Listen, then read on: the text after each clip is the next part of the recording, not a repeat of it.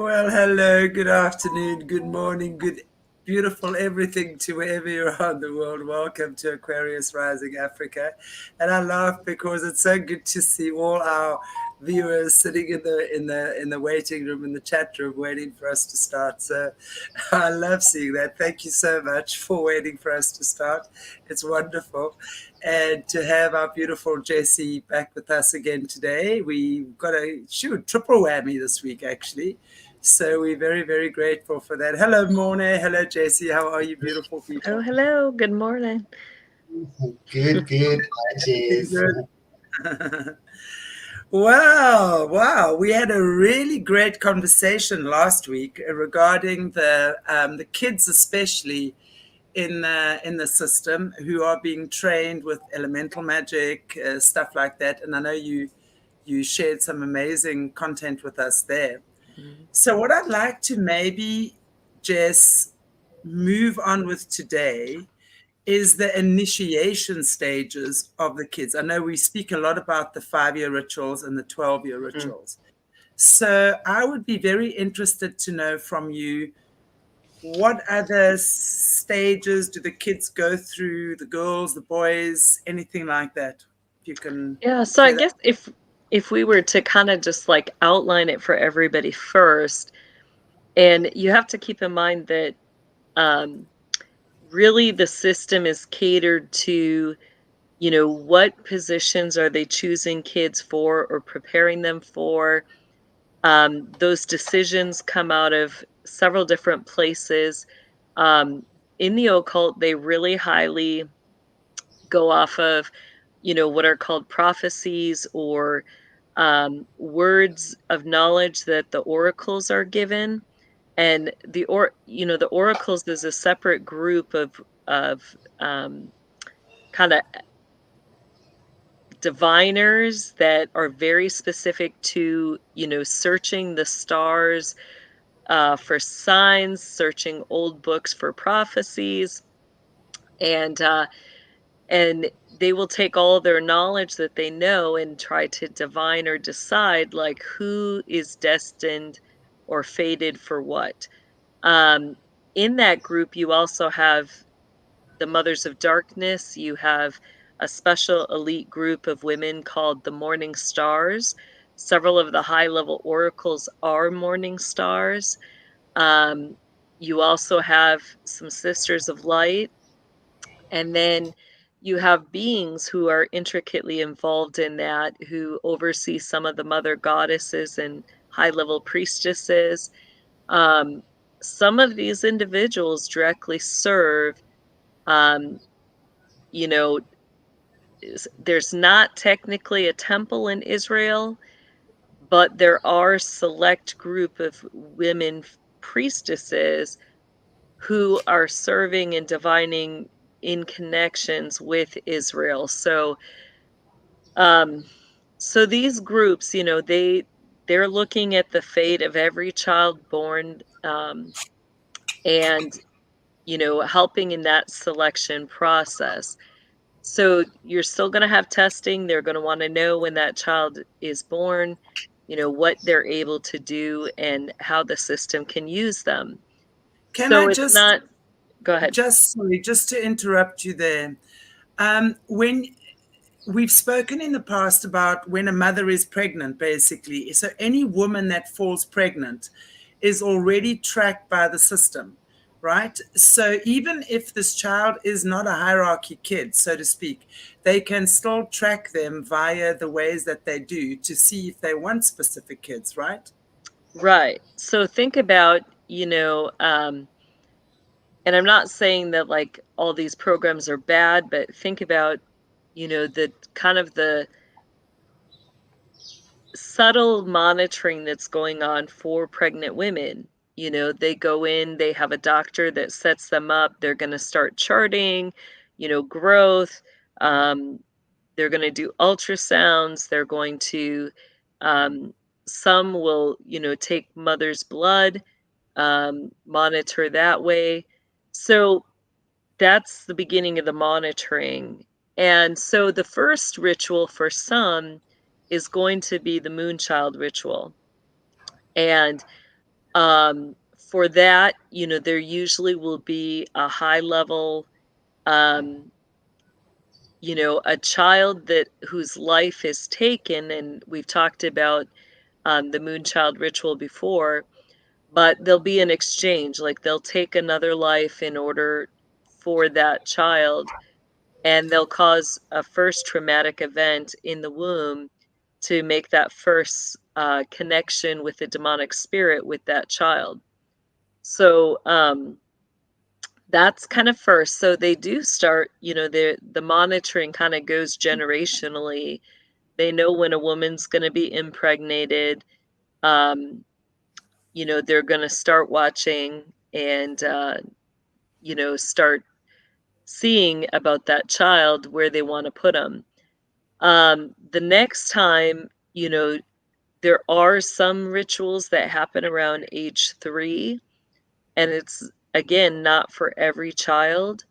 Some of that is, or when I witnessed some of that, it dealt more with like little girls and boys that were part of the beta kitty sex slave stuff, where between age 2 to 5, they're going to start to be molested. And, they're preparing that child for different things. Now, some of the other rituals that kind of randomly happen in there, I don't have specific names for all of them. I know what I witnessed and saw, and there's been other survivors who testify to some of these things. So, like one of them was, where they would put the babies into a big roasting pan, and, again, one child is saved, but then another one's life has to be taken. So with that one, they would put lots of, like potatoes, carrots, different type of stew stuff. And that's when they, really you witness for the first time the cannibalization. So it's not, some of it, I don't know where to put that, because not everybody is going to experience that. I know a lot of the hierarchy children do. So then after that, you've got the 5-year-old rituals, which are going to be a little, some are the same. They're going to have, everybody goes through testing, and they begin to see where they're going to, where your gifts are, your abilities are, but they also begin to do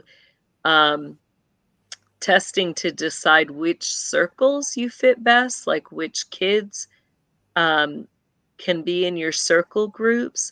So they'll do a lot of things to introduce you in different areas to other children that could be in your different circle groups. So with that, they're building, again, several circle groups. So, the hierarchy kids that I observed, we all had a circle group of 3, which is your most specific group. We had a circle group of 5, a circle group of 7, and then a circle group of 9. So with that, they're making sure that you all have different abilities. So like for my circle group of 3, the main thing was that, they wanted to utilize us in the Looking Glass project together. So they wanted to make sure that one of us, always saw the end picture in vision, like what was going to happen in the future. The second one always saw what, they couldn't see the full end picture, but they would see the steps that would lead to that end picture. And then the third one would see the steps, but they also saw the consequences of choices based on which direction you went with the step. So they're specifically looking for those connections. And then with that also is the spirit, like how you all perceive the spirit world. When you go into vision and you see things, or you go into the spirit world, actually into it, you know, when you come back, how close are your details to each other? And you're given ratings. So, you know, like me, my training partner had a rating of 100%. The military general that oversaw our missions and operations, he had an 80% biofeedback with us. So he would report 80% of what we did. And then we had Elon, who, you know, was the third kid in that, and he would report back 60% of what me and my training partner saw, which still they considered a very close match. So, so with those, you know, they're, you know, based on what they're doing, they're going to be connecting kids. Now, with some of the little girls that were specially used for, you know, the beta kitty and stuff, they're mostly looking for compliance. Like they, you know, who connects well, who can be controlled well, who can be in groups and not tattle or gossip or, you know, complain to each other. So they're looking for things like that. Who's going to keep the secrets and keep each other's secrets? You know, for long-term use, beta kitty slaves. So there's different things that they, you know, like even our groups, we were tested with that too, because we couldn't, like children that we witnessed died, we couldn't break the secrets that we knew those children's names, or we knew where they were gotten or where they came from, you know, where they got them. We couldn't say that we witnessed, you know, like at an event at a church or a lodge, we couldn't say that, oh, there was like 20 children here, you know, like we weren't allowed to tell those details. If we went home to our family, you know, like we couldn't tell them that we knew some of these extra kids or that we had been other places. So that's part of the testing. You also have, during that time, you're going to have the protectors, and those can be male or female.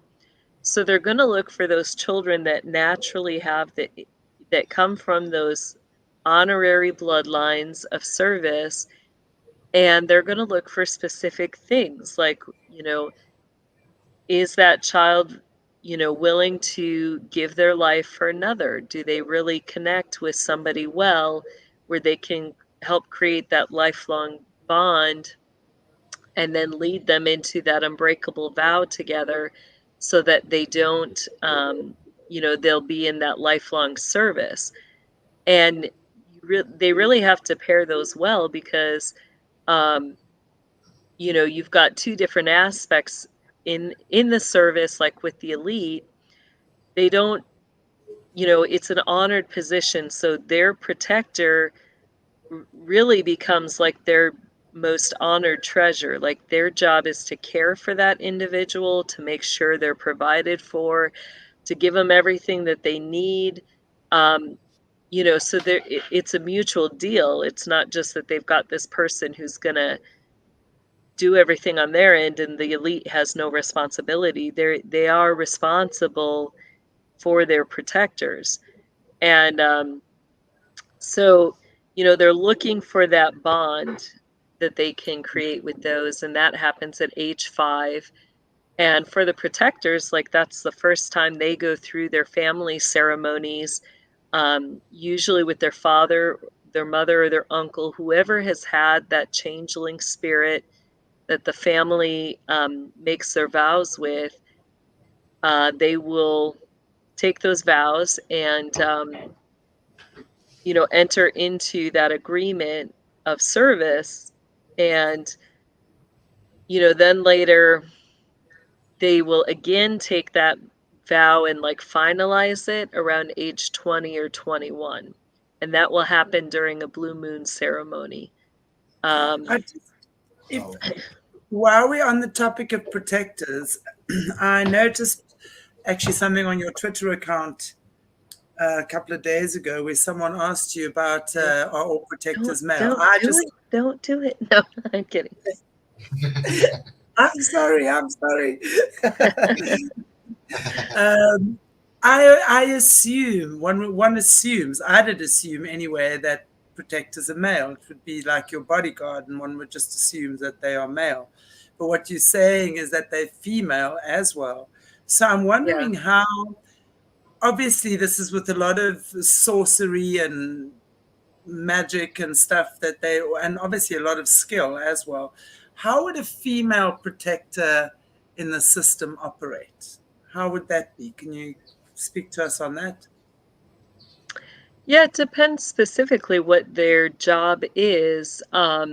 Several of them, I knew there were 7 that were the 7 deadly sins, and they're specific where, um, they're high-level elite assassins for the system, and one of them, the head over them, works directly with the US military and is known as a gate operator.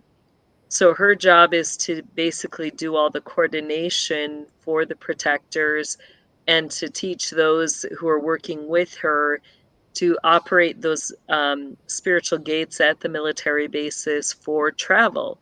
So, they would know every protector, every assassin going out. They're going to tell them what their operation is. They're going to have the gates all ready. They're going to, be in charge of seeing those teams come back. Um, Others, like, they're going to oversee, like, before big rituals, they go and basically, like, map out, scout out areas. They're going to make sure that there's no threats in that area before the ritual. They're going to make sure they can get, the sacrifices there and, moved in and out of the areas, cleaned up without any issues. Many of the Sisters of Light will be assigned to start preparing the area starting about a week before the big grand high climaxes in those areas. So they'll be like in the church towers and, securing, fortifying the areas. So that's what some of those female groups will do. Also big areas, some of the things I've seen is that they'll send them out with the climate control groups. And then it's like 2 days after they're there, there'll be like a massive hurricane or something, or a massive fire. So, it's like, are they doing that for a specific reason? Why cause these massive disasters? I believe it's, part of how the system gets all their sacrifices. If we believe in an area people have died or, people are missing, nobody's going to ask questions because there was just a big hurricane or a big flood or something, And so I think it's their way sometimes of covering up some of the things that they're doing without having people look into it further. Absolutely. No doubt about that. Yeah. Well, I just want to add it sounds like a darker version of the Charlie's Angels, that movie, Charlie's Angels. Right. Like the women going off doing a mission for the big boss. Yeah. So after that, after the 5-year-old rituals, then you have the 7-year-old rituals. You can have younger or older children participate in these. Like sometimes they'll hold off on a kid,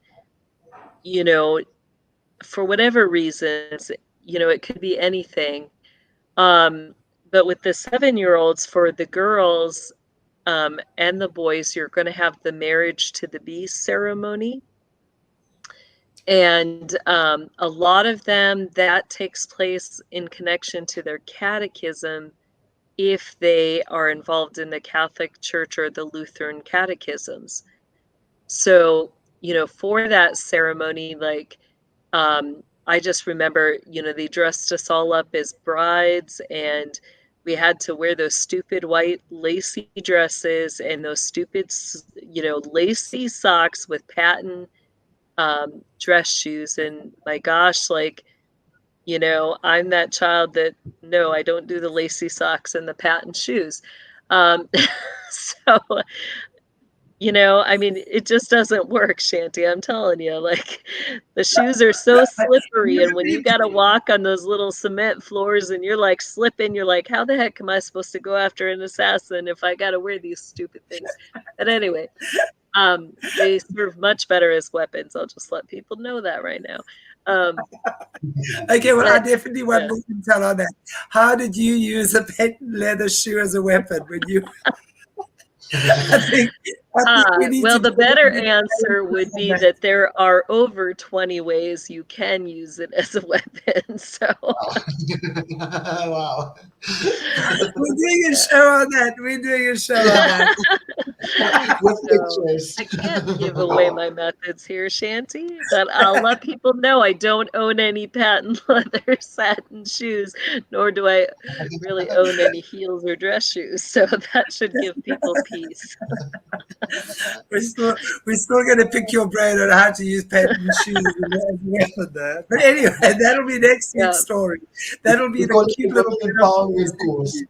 A women empowerment course. You just got to go back, read all the newspapers, look for the priests with head injuries, you know, and like maybe that's how they get all those eye wounds. I don't know, you know. Yeah.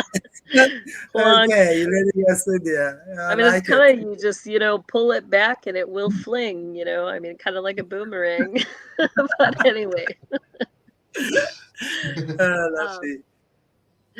Yeah, so that's one of the rituals, is the marriage to the beast, and that's Okay. different.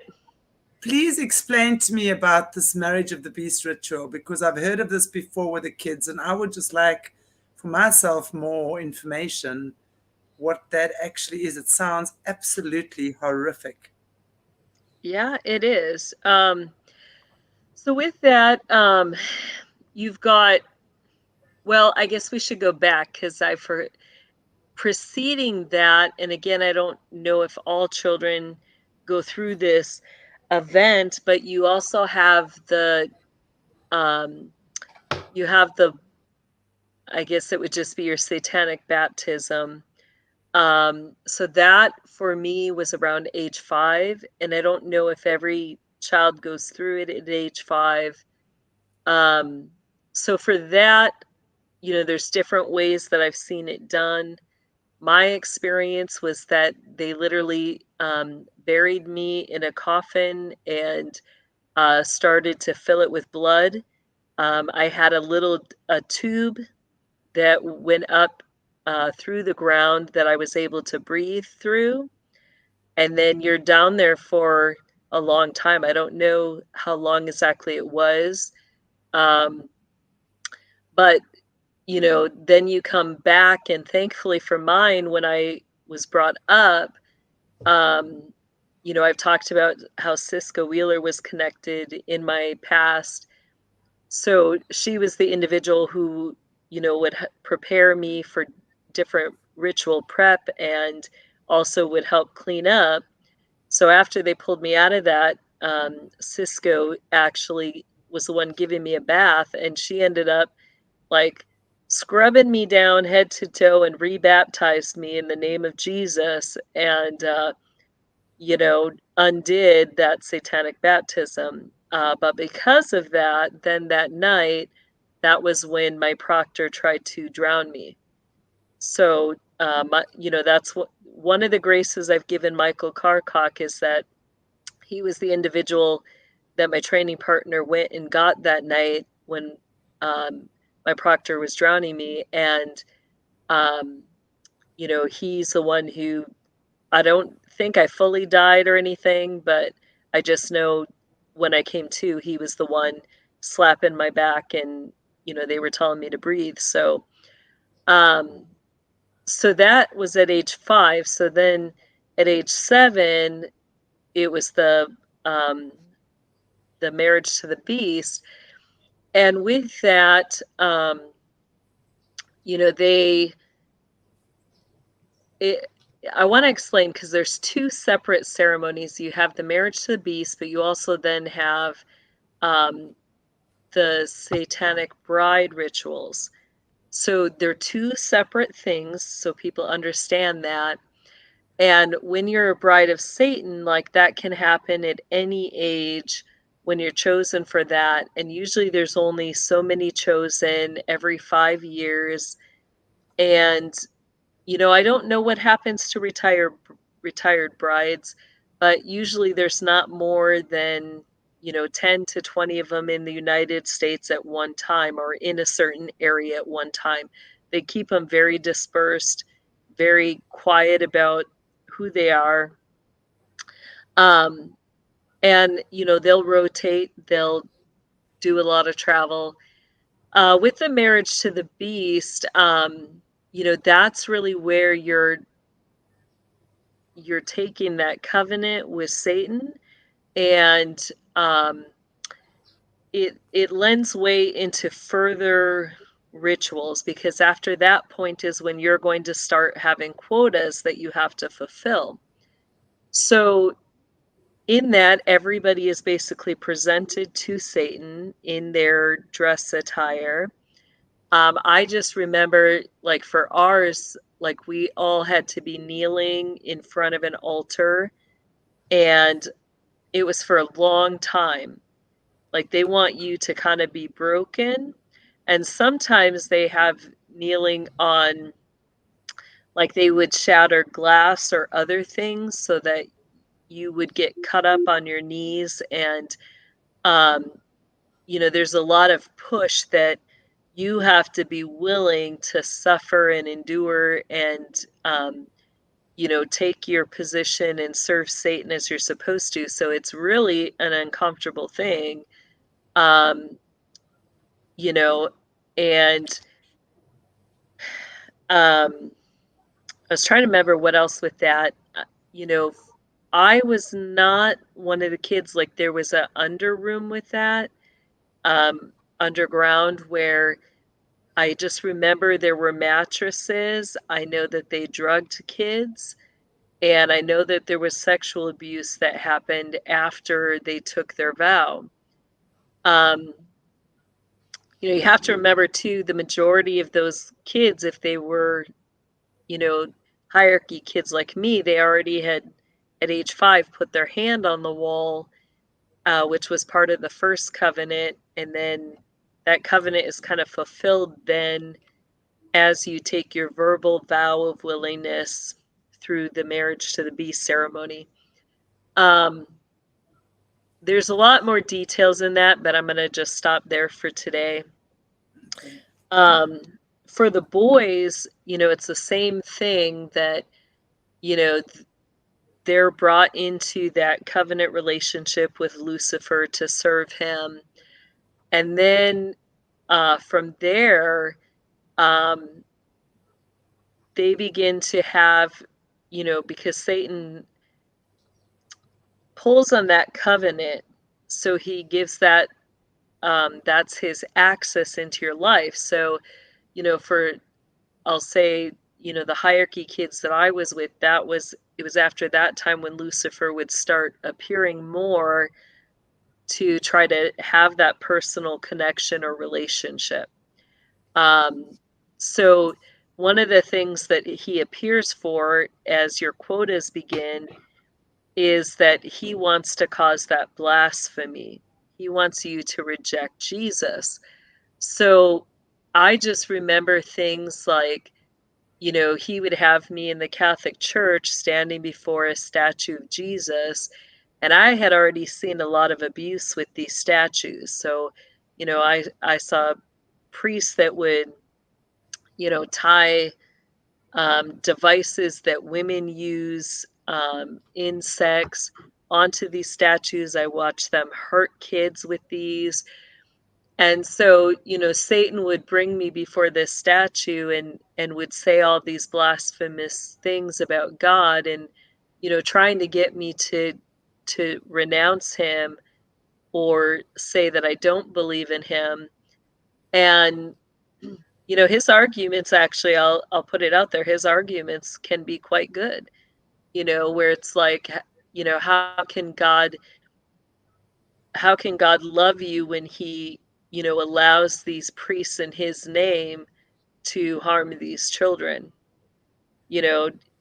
You think you're special, you're chosen, you're set apart, but your day will come. So he would always threaten the sexual abuse, even though I hadn't experienced it. And, he would tell me I was lucky that I was set apart. But then there was always that future threat. It's like, but one of these days you won't be so lucky. Do you believe in luck? And it was like, I don't believe in luck. I believe in blessings. I believe God is good. So it's really intense when you go through those blasphemy moments. And, sometimes there were lives on the line. They would kill children right in front of those statues in front of me, trying to get me to blaspheme God. And the kids would blaspheme God. They would get them in an attempt to save their life. So it really grips your mercy, to have to watch those type of things. So that is really a hard ritual. And with it, there's a lot of physical abuse. The enemy would throw me across the room, would throw me against things, and so I'll just say Satan gets very violent in order to try to get you to willingly come into that relationship. But he also can be very alluring and very pleasant. If you are doing things or making the choices he kind of wants you leaning towards, then he'll be really nice. And it's one of those love-hate things. I don't know how to explain it other than he'll completely love you and adore you and tell you how much he cares about you, even though it's complete bunk, and he's lying through his teeth. And the next minute he's so aggressive and scary that you're like, what the heck? Is he going to eat me? I don't know. I mean, it's like you're just horrified as a kid going through that. So that's at age 7. And that is for boys and girls. And, then it's in those times where he's telling you what, you have to choose a quota. He tells you what your options are. And usually you have to choose more than one quota that you're fulfilling every week, and then you have to go through all the trouble of making sure it's documented whether you want it to be or not. And sometimes those things are pulled back up. That was one of the things, the Sisters of Light, they're part of what I call the cybersecurity team. So many of them were connected with the huge quota databases that the system keeps. So if Satan wanted something pulled up and, brought forward, where you're supposed to be doing a quota and you didn't, he would show you, where you messed up, and you would endure the punishments, and the punishments would get worse and worse. I've only talked about the deaths that I saw as punishments, but there were other types of punishments, like being in the pits, or, there were a lot of things with torture and pain. I'll just put it that way, that you had to endure. And for me, the punishments I would stray away from were the ones that dealt with the witchy healers. Some of the stuff, I can remember times like where they would have lots of needles. People ask my thoughts on acupuncture. I run away from it. This is why. They would actually use needles in some of their healing methods, but they also would use it in their torture methods too. And so they would be, poking you with all these needles, and they would be summoning spirits. And I mean, I was a Christian, I had asked the Lord into my heart. So I'm so thankful that I had, that none of those things they summoned against me were able to actually come in and possess me. But still, mental torture and the threats of that were there. You know, so that was one of the ways that they would torture through those options. Like if you weren't doing what they wanted you to do, you know, he knew how much I hated those witchy healers, and he would send me off to them, and it would be like, no, like, let me consider. I'm just kidding, I won't, but it's like, I Wow. hate you, you know? So I laugh now, but I mean, it was bad. It was like, you know, nothing worse in the world than having those women with their staticky, you know, their music. They would be singing as they did it, and your hair would be, you know, I talked about my hair, how staticky it gets. My hair would be like all over, sticking in my face, and then I can't see. And anyway, so that's Wow. like it. That's age 7, and then it, you know, it continues. Like by age 10, most of the hierarchy children chosen for high-level positions are fully trained and fully able to be operational if there was a reason where they would have to step into their position. If nothing has happened to the one that they're succeeding, then after age 10, they enter into what's kind of considered a journey apprenticeship. So that's where, you know, you're going to have your teachers now become mentors, and or, you know, could be godparents, it could be aunts, it could be uncles, and these people start to invest in your cover life, or the things like, you know, where the system wants to put you. So, you know, they really invest in your extracurricular activities at school, helping you decide what you're doing with that. They begin to invest in, you know, what colleges you're looking at, what type of career you're looking at, and they begin to build off of that. You know, what training, what education do you need that will help you with the skills that you'll need for that position. Um, so that's for, I'll just say, the average hierarchy child. Those are the main ritual things that they're going to go through. And then, you know, there'll be upkeep depending on what you're chosen for. So usually, like at age, around age 30 is usually when you get the buy-in offers into the financial trust that the families own. So you'll get paperwork from lawyers, and it's a buy-in. Like, you, in order to access that unlimited family money, you have to pay $500 a month, and that's your tithe.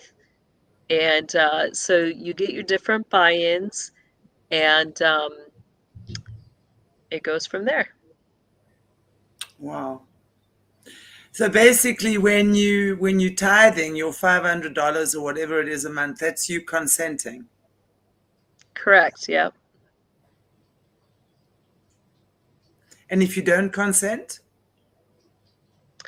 Well, then you're not technically, you know, you're kind of on the outs. You're going to be shunned. You're not going to get to have the opportunities that everybody else in the family has. So, you know, I mean, this is a brotherhood. Everything is built so that everybody's lives blesses one another's.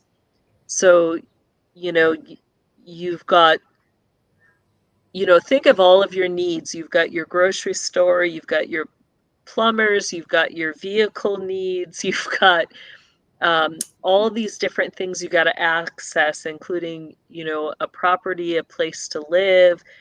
You've got your career, your job.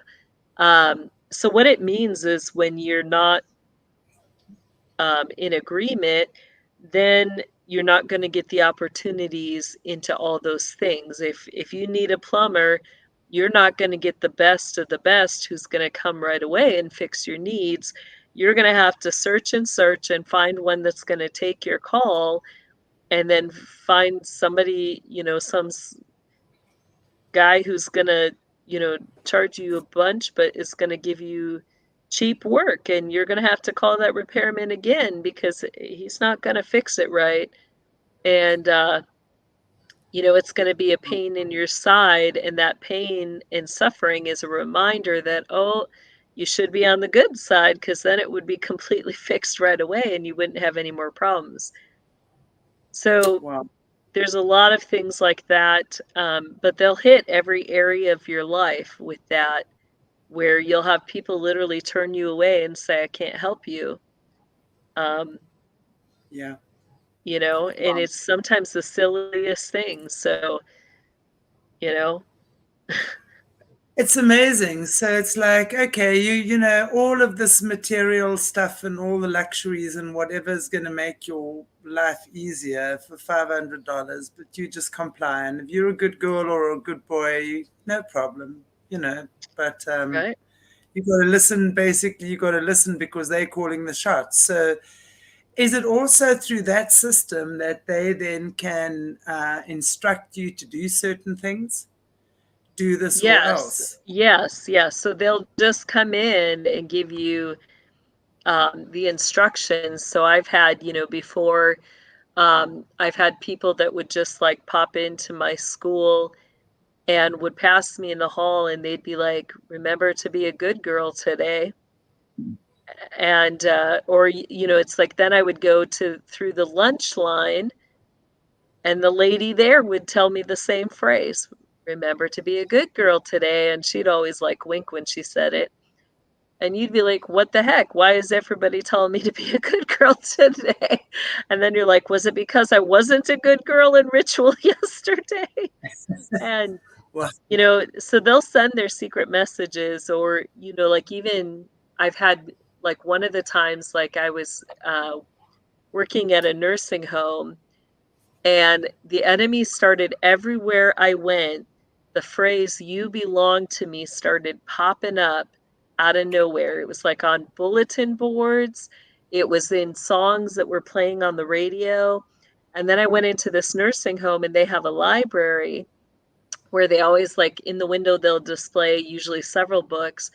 Well, when I went in, there were no books in the library on display. And so I went downstairs, did my patient visit. And as I was leaving and walking up, all of a sudden, right there is this book that says, you belong to me. And I was like, what the heck? And I had just had that in my visit with that patient too, like, where it was like the first time after 15 years, like, I went through a 15-year period where, the warfare wasn't as intense as it had been. Let me kind of explain a little. So, like, from the time I got out at age 10, the Lord got me out, but it wasn't an easy time. They no longer had access, but I still had to deal with all of the witches' covens that were taunting and coming after me. They literally would stalk me at night. We lived close to Circle Sanctuary in Wisconsin, and it was about 5 minutes from my house, but those witches would be in that Circle Sanctuary chanting all night long till like 3 in the morning. And then, I would wake up and I'd have to go to school, and they did horrific things at my school, as reminders for me not to tell. And several of the teachers at my school were witches. So they were always watching, monitoring, guarding. They would make comments and be very mean, because I had gotten out. And,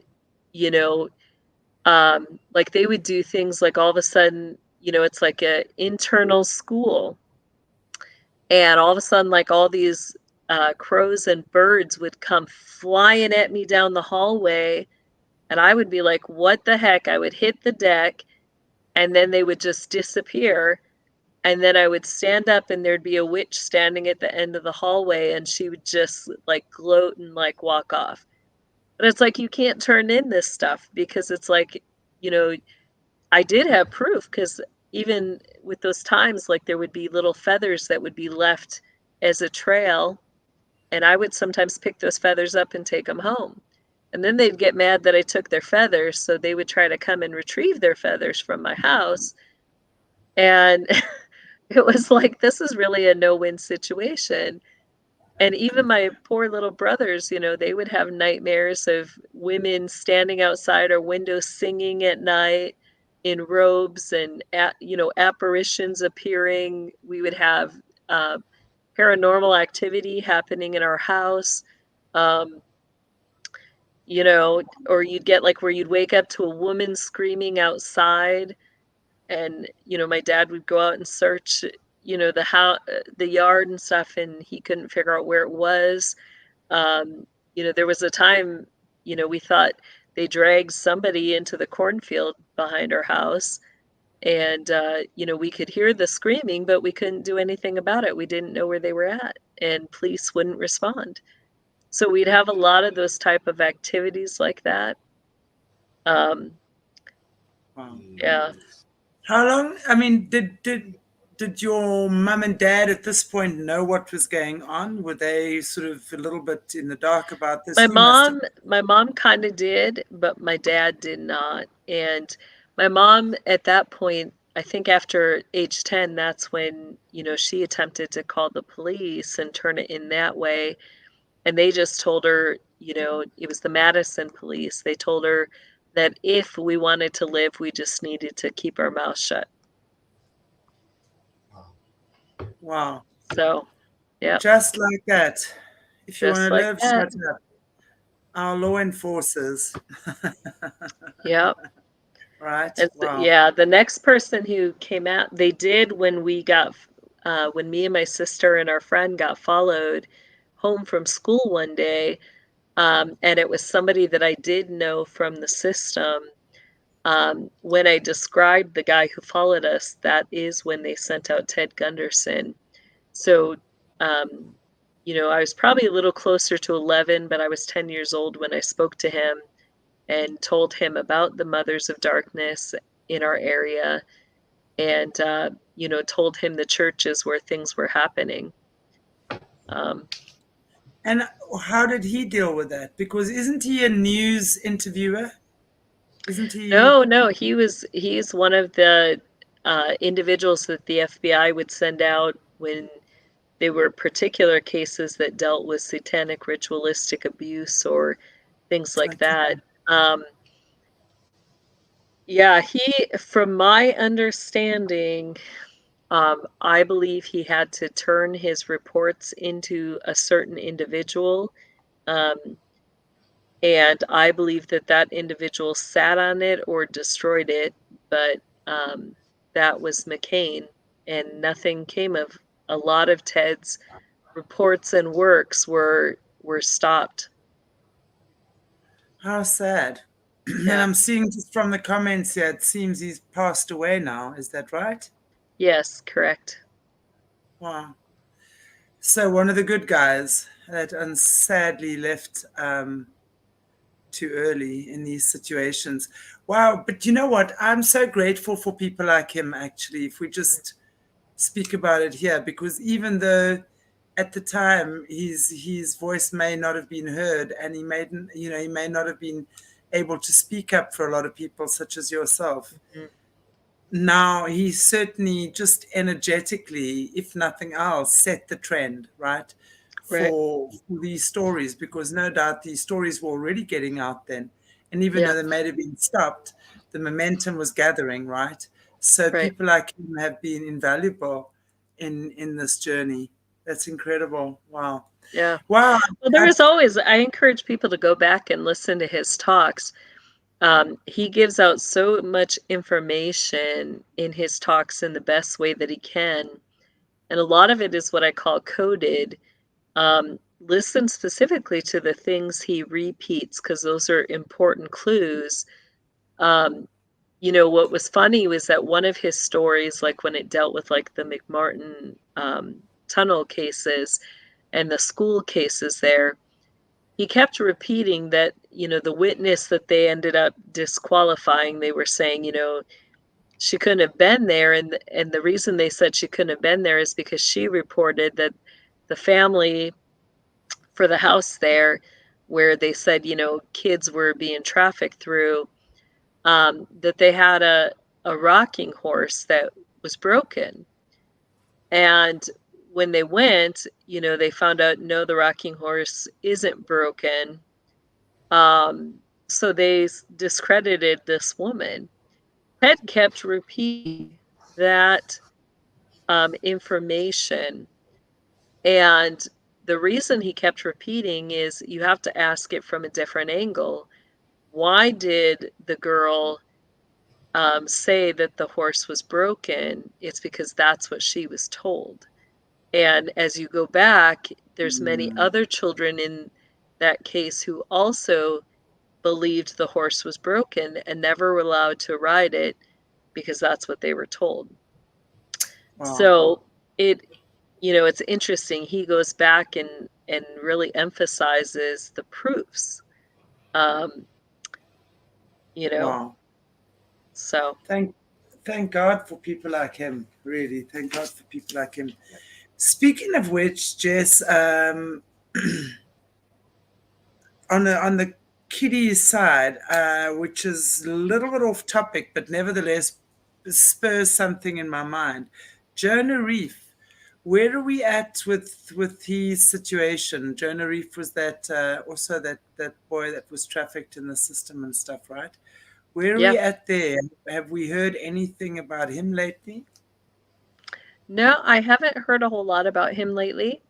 So I think that's something, we need to not forget. We need to keep putting the information, the videos out about him. Yeah. Absolutely. He's the boy with all 13 bloodlines within him. Is that the one? Yeah, I believe it a lot. I believe he's got like 10 or more. Yeah. Yeah. Okay. So, yeah, definitely continue to pray for him and pray for him to come out. Yeah, absolutely. You have some more of your affidavits have just come out, right?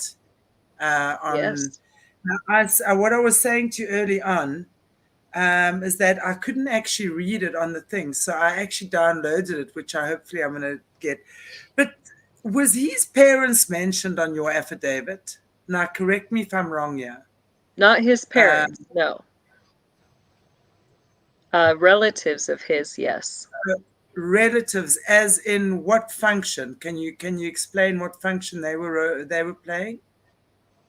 Yeah, I encourage people to also go back to Right on Radio has 2 episodes that we had done with Jonah's mom, Tammy Reef, and in there she talks about how Jonah was trafficked, and that it's her full belief as well as mine that her sister as well as her sister's husband were involved in the trafficking of Jonah.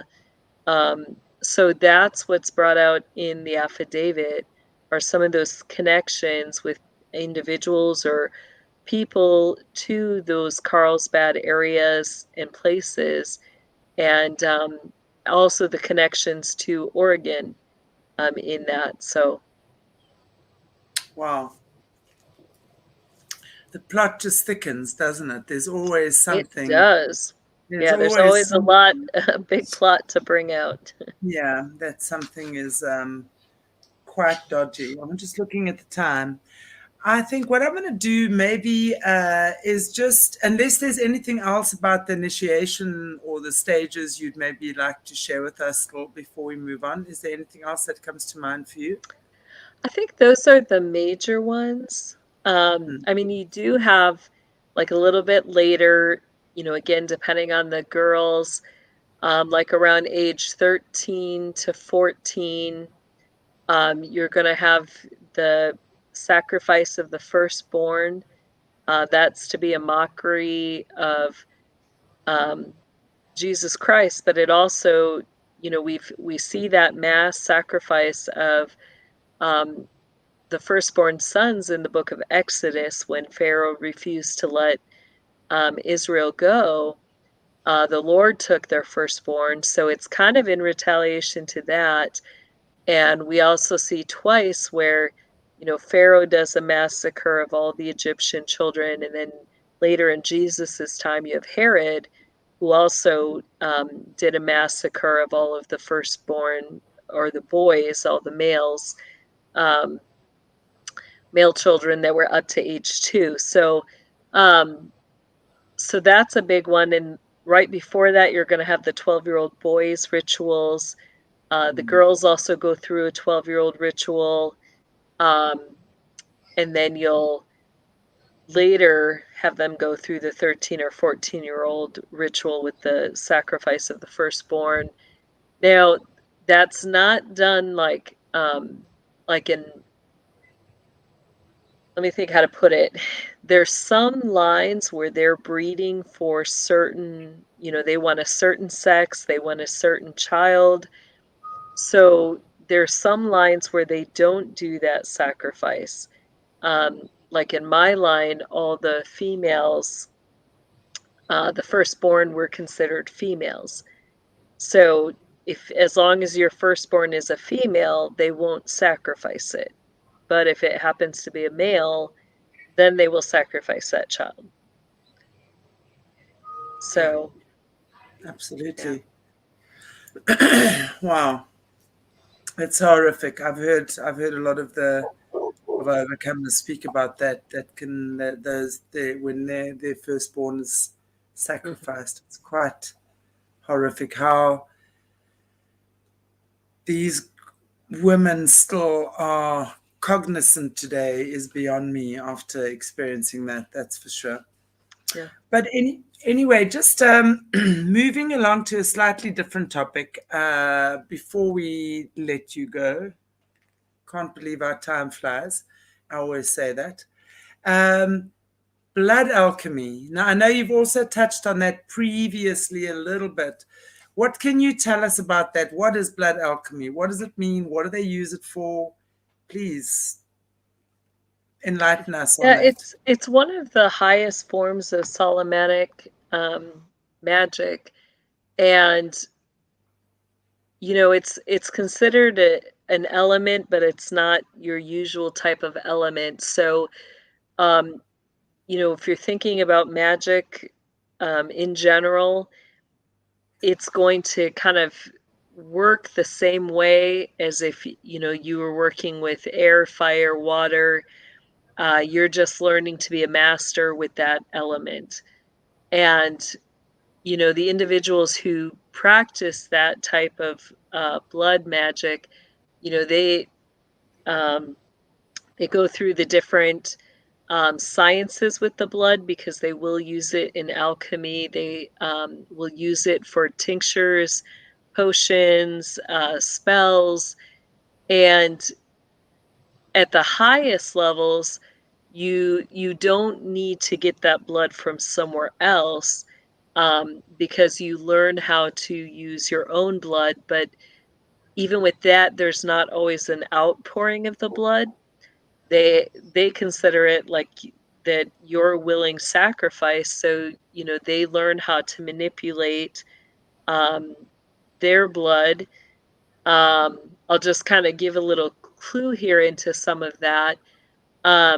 For those who aren't skilled in that magic, they have to use items or things to be able to get portal access to the spiritual gates, to be able to go into different realms or dimensions.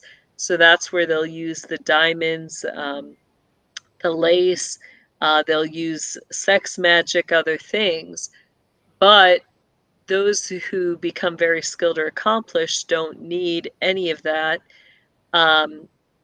With this magic, they're able to turn their own blood into diamonds, and they're able to enter into any dimension that they want. Now, that's not saying that those who use it have to do blood magic in order to enter spiritual gates or dimensions. The Lord will allow us that access to the spirit body, but I'm just explaining what I witnessed or observed with that blood magic. And some of the very skilled individuals are able to, affect other people's blood as well. So that's probably Wow. about all I can say That about it. sounds again. It sounds like Stranger Things. Like that main character, she was able to control the blood or move the blood and open up portals without any special stuff. If I'm not mistaken, it's crazy. It's crazy. Yeah, so you got to wonder what high-level person were they talking to when they created that film, right? Yeah, absolutely. I watch it because of what we expose on our channel, and Yeah. it's crazy how it's in front of your faces. It's like laid out like. Okay, well, I'm very embarrassed that I have not watched that yet. Shall I watch it? Is it called You Stranger? should. Stranger Yeah, Things. it's very informative. Yeah, very. Is And it it on does a Netflix? good job showing it does a good job showing how children were used in projects and experiments, in order to make them into weapons. But it also gives insight into like some of the nefarious things with the different dimensions and realms. And Yeah, it's crazy. Is yeah. it on Netflix? Yes. Poor kids. I mean, poor kids of the world. Yeah. They're supposed to play with a Yeah. ball and run after a butterfly, and now they have to like see sacrifices and go through initiations. Shit. Yeah. That is something quite crazy. Anyway, Jess, I think I'm gonna call it a day for today because I know that we still want to talk on another topic as well, but I think we will get to that next week. And we can chat about other things as well. In the meantime, I'm not sure if there are any questions that any of the viewers have, Morné, anything that has popped up there for you. Something specific, yeah. They have always have some questions, but I think most of them we answered. Okay, cool. Well, Jess, then I'm going to say thank you so much for this. Very, very interesting. There's so many questions in my mind when I obviously hear these things, but I understand as well. I want to just process it all. We know these things, but I think, what we're also going to be looking at nowadays more and more is that we're going to be faced with a lot of this, right? People coming from these systems, healing from it, all of this stuff. So I think we really are, for the next era, going to move into a very different space in the world, where we have to also be very aware of people that have been harmed in this way and how to work with that. And I think we also spoke earlier on, and we know that obviously through spiritual connection to God, that's really going to be the only way that we're going to be healing into the new earth. So let's pray for that. Not sure if there's anything else, Jess, from your side, that you want to say to us in closing. Yeah, well, I encourage people. Hopefully this next week or so, we'll have my course up on kingdomlivingwithjessie.com. That's going to be you're going to love the website. There's going to be a lot of great material on there, and including, we've taken a lot of pieces that were vital on different shows that I've done. And so you can watch those video shorts, and then it also will have the full links to the full episodes or videos where those are found. So you'll find it a great resource page, and helping you grow and understand, not only what's happening, but then how do we enter into that place of kingdom living where, we're walking in our full authority and dominion that we've been given by God. Absolutely. So with that, I guess we'll just end in prayer, and Absolutely. that's all right. Indeed. Heavenly Father, we just thank you so much again for this time together, and for everybody who's gathered here to listen and to hear. And Lord, I ask for your blessings to go out this week, that for those who are struggling, that they would find hope and peace, and that you would carry them through the trials that they are going through. For those who need a touch of your healing, we ask that you would just extend that healing. And we thank you that your healing is complete. That I love that story of the man who had a legion of spirits, and after you touched him and healed him, it says he was found clothed and in his right mind, and that he departed from there, telling everybody about the great work that you had done in his life, Lord. And that's really the period where we're heading now, Lord. Increase our faith so that we may no longer put our wisdom, or our faith, sorry, in the wisdom of men, but that we will put our faith in your power that moves mountains, your power that brings complete healing, your power that raises the dead back to life.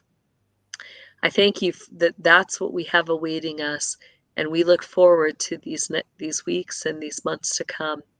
In your name we pray, Jesus. Amen. Amen. Thank you, Jess, so much. Blessings. Yeah, really appreciate you.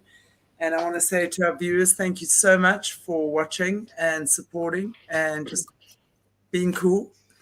Being cool human beings. Thank you for that. Love you guys madly. Take good care. And if you haven't already, please give us a like, a share, and a subscribe. Just share. So important that we just share. Okay. Thanks, guys. Take good care. See you next week. Bye.